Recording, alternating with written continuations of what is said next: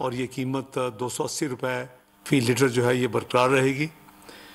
Petrol की जो कीमत है जो इस वक्त 272 रुपये है, इसमें 5 रुपये कमी के साथ नई कीमत जो होगी वो 267 रुपये फ़ी लीटर होगी।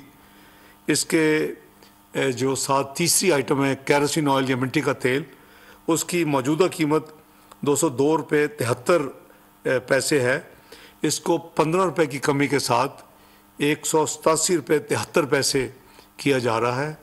और लाइट डीजल ऑयल जिसकी इस वक्त कीमत 196 रुपये 68 पैसे है, उसको 12 रुपये की कमी के साथ 184 रुपये 68 पैसे किया जा रहा है। तो डीजल की कीमतें बरकरार रहेंगी, पेट्रोल की कीमत में 5 रुपये की कमी, मिट्टी के तेल या केरोसिन ऑयल की कीमत में 15 रुपये फ़ी लीटर की कमी और लाइट डीजल ऑयल में 12 रुपये फ़ी लीटर की कमी की जा रही है। अल्लाह ताला आप सबका हामी नाज़िर हो। अस्सलाम वालेकुम रहमतुल्लाहि व बरकातहू।